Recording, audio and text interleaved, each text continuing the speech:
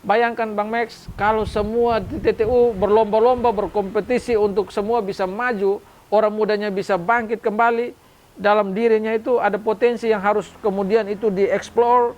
Saya pikir TTU ini akan menjadi sebuah kabupaten yang dibanggakan.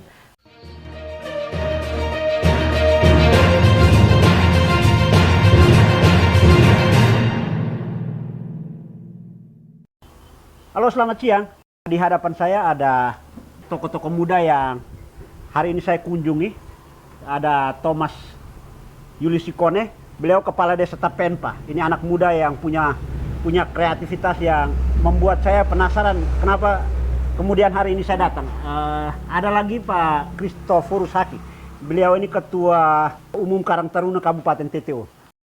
Hari ini kolaborasi kami hadir di sini untuk sekedar berbincang-bincang tentang, pertama saya lebih penasaran ketika salah satu figur anak muda, Pak Tommy namanya, kepala desa Tapenpa, yang selama ini menjadi semacam role model dari sekian proses pembangunan dengan dinamika desa menjadi hidup, manakala beliau mengkolaborasi seluruh potensi, katakanlah dari kemitraan-kemitraan yang sifatnya strategis.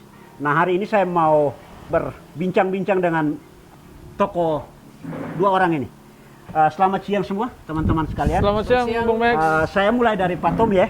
Pak Tommy, saya penasaran dengan Pak Tommy punya kemampuan untuk mengkolaborasi banyak pihak dalam urusan dinamika pembangunan desa ini.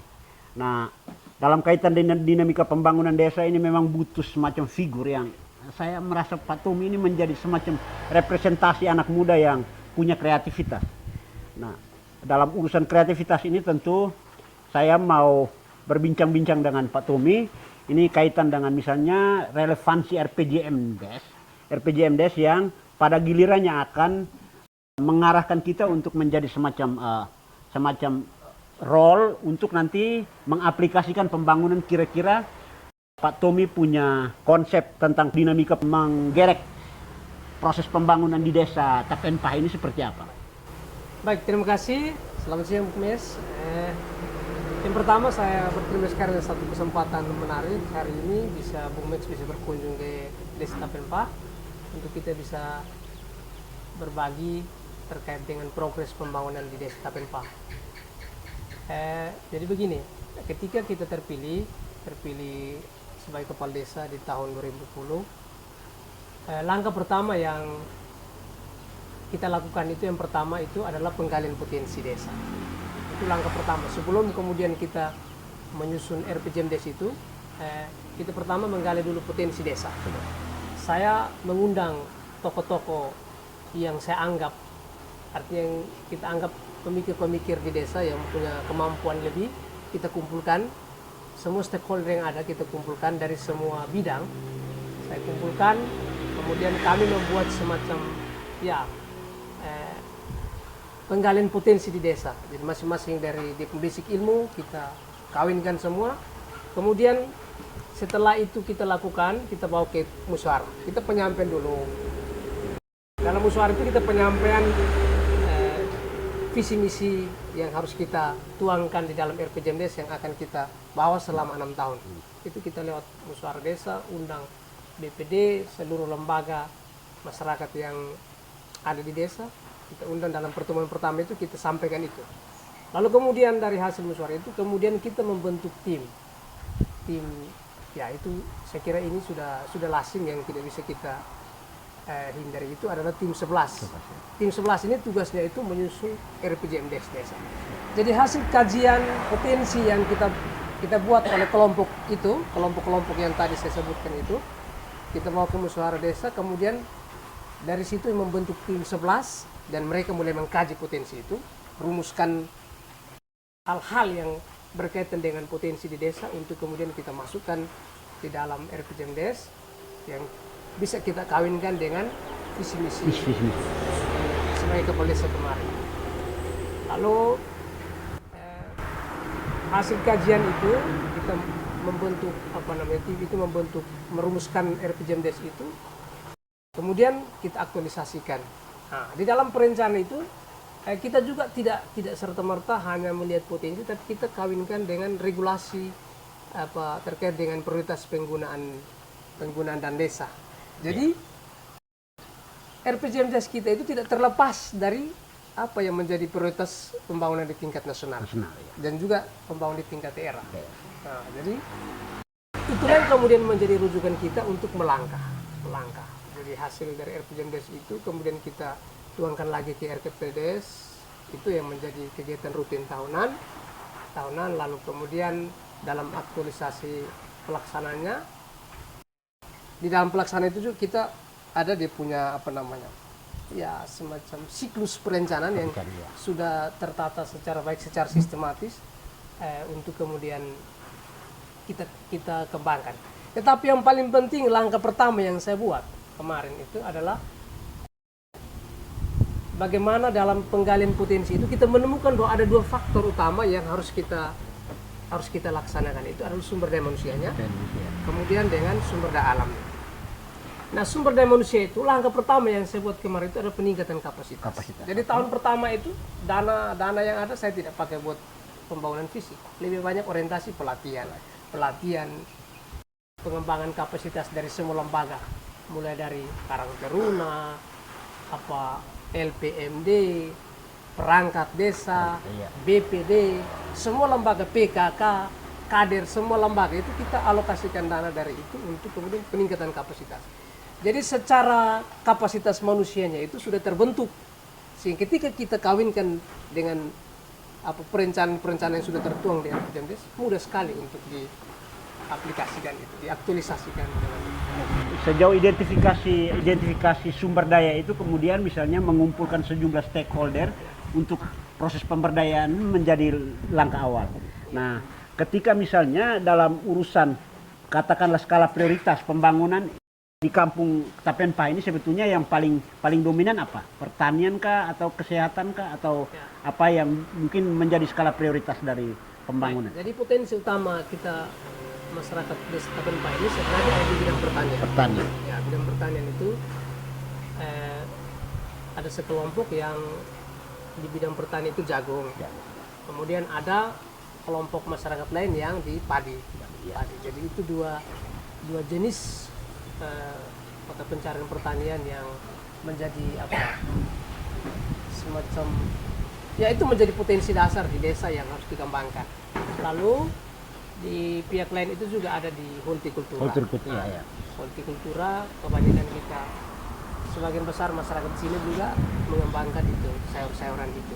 Nah, lalu ya salah satu sebenarnya sih itu mata pencarian juga yang membantu banyak anak yang kemudian hadir menjadi sarjana itu adalah sopi. Oh ya, potensi desa ini karena ada pohon tuak yang sebetulnya bisa disadap oleh masyarakat. Dan ini sudah lama ya Pak Tum ya? Sudah sangat lama itu dan memang banyak sarjana di Tapenpah ini lahir dari situ sebenarnya. Jadi kalau mau dibilang kemampuan ekonomi secara ini ya rata-rata masyarakat sini masih belum begitu dari segi ekonomi, tetapi karena dengan penyulingan sup ini maka banyak anak yang kemudian dididik bisa menjadi. Nah, ini yang membuat saya penasaran Pak Tumi. Ada satu sebetulnya saya lihat keunggulan kompetitif yang kemudian itu diciptakan. Ini sebetulnya sebuah kemampuan yang langka. Saya lihat ini di kampung ini sebetulnya ada proses peningkatan kapasitas manusia dengan proses digitalisasi desa ini. Kira-kira ini progresnya itu bagaimana bisa dipikirkan sampai digitalisasi desa ini dilakukan?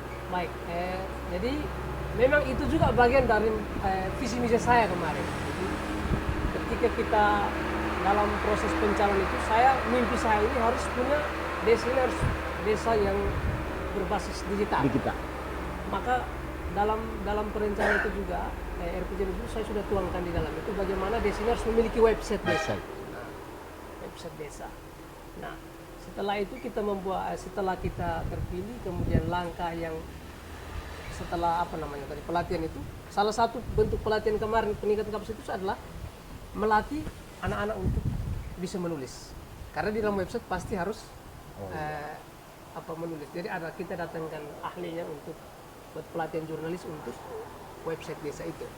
Jadi itu ada dia punya admin pengelolanya. Dan Lalu berarti yang sistem digitalisasi itu sebetulnya dia mencakup banyak hal. Katakanlah dia menjadi basis data yang misalnya dalam kaitan dengan kependudukan itu dia sistemnya integratif di situ. siap, betul sekali Bang Mas. Jadi di dalam website desa itu langkah yang dibuat pertama oleh tim kemarin itu, tim pengelola website itu adalah memverifikasi data masyarakat, mendata semua masyarakat, identitas masyarakat itu masuk ke dalam website desa. Sehingga kemudian dalam pelayanan itu, akses pelayanan surat itu, dia bisa dari rumah.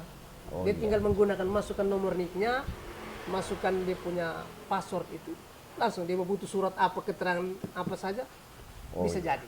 Jadi bisa print di rumah, bisa dari desa yang print antar, tergantung dari permintaan. Dengan akses katakanlah kemudahan digital itu dia bisa mempermudah katakanlah konteks pelayanan itu bisa di mana saja itu bisa Jadi dilakukan. akses pelayanan yang terbuka. Bahkan kemarin itu sudah ada kurang lebih ada tiga orang yang mengurus surat pindah penduduk dari wilayah di luar Desa Tapanpa, bahkan di luar kabupaten, di provinsi.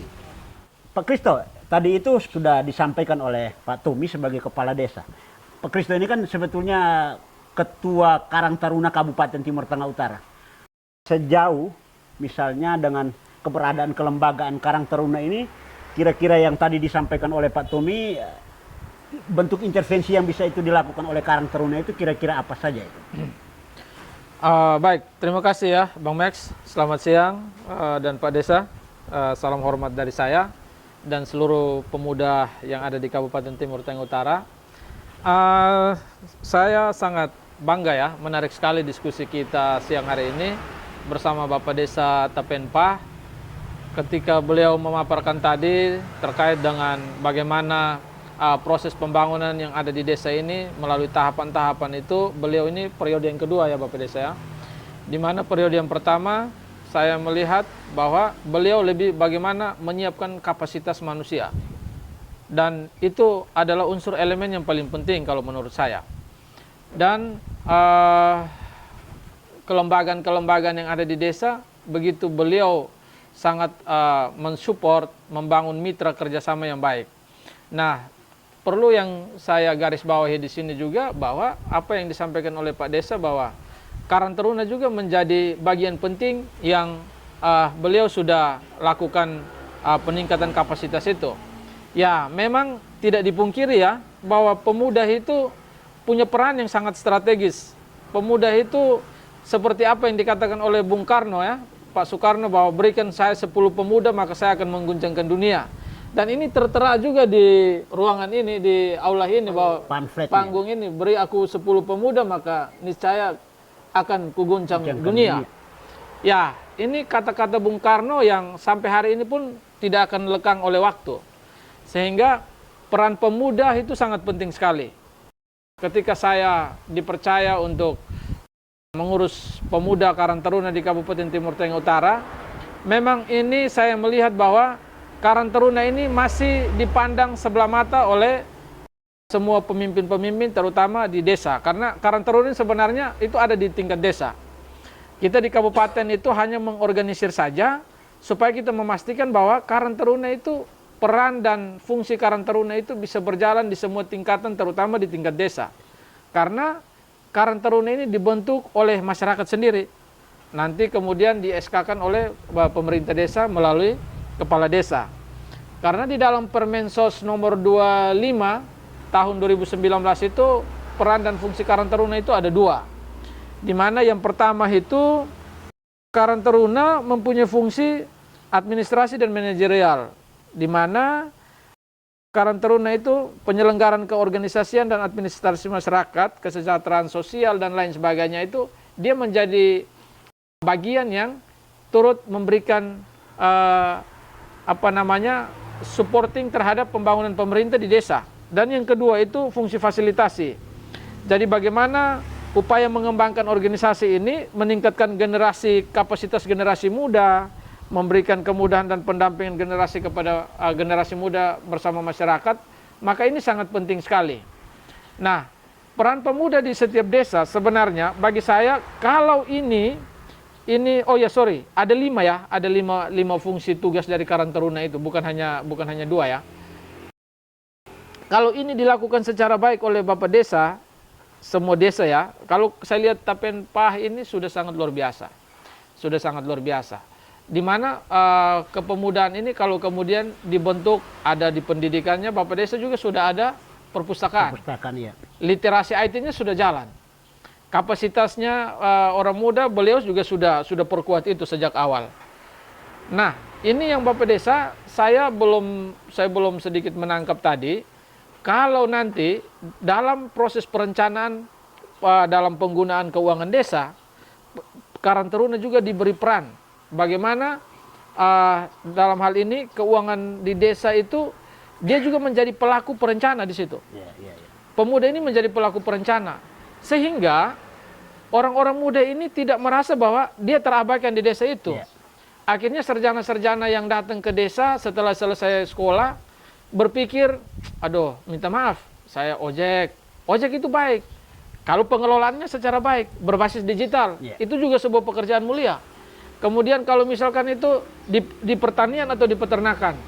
Nah, dari skema anggaran desa itu, kalau itu dibagi secara baik dan melibatkan perencanaan itu, melibatkan para pemuda ini Bapak Desa, saya pikir Bapak Desa tidak akan terlalu sangat sulit untuk membangun desa. Dalam bagaimana meningkatkan pendapatan asli desa melalui pertanian tadi yang sudah beliau sampaikan itu. Jadi saya pikir kalau saya melihat, saya sebagai Ketua Karang Taruna Kabupaten TTU, saya melihat untuk Kabupaten TTU ini, Desa Tapenpah ini sudah sangat melangkahnya sudah sangat luar biasa. Dari jejak digitalnya saya mengikuti bahwa perkembangannya sangat luar biasa. Saya juga mendorong supaya pemerintah Kabupaten TTU memberikan reward, memberikan apresiasi dalam bentuk apa saja yang kemudian memotivasi desa-desa yang lain untuk bisa berkompetitif. Begitu. Kalau saya gambaran secara umum seperti itu, Bung Max. Pak Tommy, ini saya kembali lagi. Ini tadi itu disinggung oleh Pak Kristo bahwa Karang Taruna ini menjadi satu pilar ya, pilar anak muda yang kemudian itu harus secara kelembagaan itu didorong. Nah, Pak Tommy kira-kira misalnya selama ini kira-kira pemberdayaan Karang Taruna dalam kaitan dengan mengikut sertakan, memberi ruang partisipasi kepada mereka untuk ikut mengambil andil terhadap pembangunan desa ini kira-kira seperti apa? Baik, jadi terkait dengan peranan pemuda atau Karang Taruna di Desa Tapenpah, sejauh mana keterlibatan mereka di dalam proses perencanaan pembangunan, saya kira selama ini Desa Tapenpah sudah sangat peduli dengan keberpihakan kita terhadap Karang Taruna, itu sudah sangat luar biasa terkait dengan perencanaan. Jadi selalu ada undangan terkhusus untuk pemuda-pemuda di Desa Tapenpah, dalam hal ini pengurus Karang Taruna, untuk hadir dalam perencanaan. Lalu selain itu kita juga dari segi pemberdayaan di Tapenpah ini ada 4 kelompok pemuda ya. Kelompok milenial yang kita namakan, yang bergerak di bidang pertanian, di hortikultura. Itu ada proses, ada kegiatan-kegiatan yang mereka lakukan. Lalu terkait dengan perencanaan digitalisasi yang aplikasi Tajud ini nanti yang mengembangkan itu anak-anak muda. Oh, anak-anak muda. Ya, nanti selain di dalam BUMDes itu ada, kita sudah siapkan anak-anak yang nanti misalkan jadi operatornya. Ya, tidak sekedar operator, tapi bagaimana mereka ya istilah kurir untuk menghantar semacam ada ruang startup yang diciptakan untuk nanti mereka menjadi bagian dalam proses startup itu. Nah, misalnya katakanlah dia ada toko online misalnya menjual produk-produk masyarakat itu kira-kira. Benar sekali. Produk-produk kearifan lokal dari masyarakat itu ditampilkan di Tajud, aplikasi Tajud itu. Kemudian nanti yang kita sudah tugaskan anak muda itu, mereka akan jemput, antar, dan nanti kita pakai sistem dompet digital. Jadi dia top up uangnya di dalam briling, di dalam rekening BUMDes, sehingga transaksinya terjadi lewat itu saja. Berarti sudah termasuk dengan sistem bagi hasil, misalnya siapa punya barang, pemilik barangnya, lalu kemudian misalnya ada subsidi yang dialokasikan untuk desa yang dimaksud. Nah, Pak Tommy, apakah misalnya selama ini kira-kira kendala dalam kaitan dengan pembangunan misalnya di desa yang misalnya adaptasi katakanlah untuk dari yang sistem offline dengan pendekatan pelayanan yang secara langsung dengan yang sekarang sistemnya online, ini kira-kira kendalanya apa? Baik, jadi tidak bisa kita pungkiri bahwa ketika pola atau kebiasaan lama yang sudah kita praktekkan lalu tim-tim kita masuk dalam hal baru itu pasti saja ada hambatan. Apalagi kemudian kan tidak semua warga ini memiliki alat-alat HP Android ini. Nah itu pasti selalu ada dan memang kita tetap pelayanan tetap online tetap berjalan di desa ada, tetapi kemudian misalnya menggunakan Android dari rumah itu tetap berjalan. Jadi kita tidak serta-merta mewajibkan masyarakat untuk harus menggunakan aplikasi ini. Bahwa pelayanan secara online tetap di desa tetap dilakukan untuk kemudian pengamanan dokumen-dokumen secara online. Tetapi secara misalkan yang dari rumah ya dia tetap melakukan, tapi dari misalnya pusat pelayanan kita buka. Ini soal akses, kemudahan akses saja kemarin sebenarnya. Jadi itu. Jadi mungkin itu yang kesulitan kita. Lalu kesulitan lain sebenarnya pola pikir kita, mindset dari masyarakat ini yang harus perlahan kita rubah. Sebenarnya hal ini tidak begitu sulit, tetapi karena kita sudah terpola dengan konsep bahwa kita harus begini terus menerus, padahal kebiasaan yang salah sebenarnya. Tapi kalau kita buat pembaharuan, orang akan merasa ini yang lain. Tapi sebenarnya itu baik adanya. Nah, Pak Kristo, sekali lagi dengan misalnya tadi itu ada intervensi dari pemerintah desa berupa misalnya alokasi anggaran untuk pemuda desa yang Karang Taruna ini. Pak Kristo kira-kira punya andil tidak untuk misalnya dalam kaitan dengan supporting yang bisa itu dilakukan ke pemerintah desa? Oke, baik. Terima kasih Bung Max. Kalau tidak saya lupa itu di 2017 ya.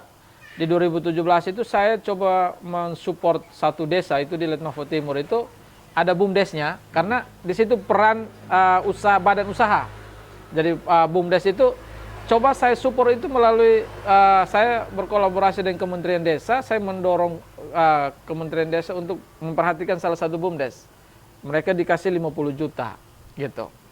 Nah, 50 juta itu bukan nilai yang mungkin yang sudah pada batasan ya.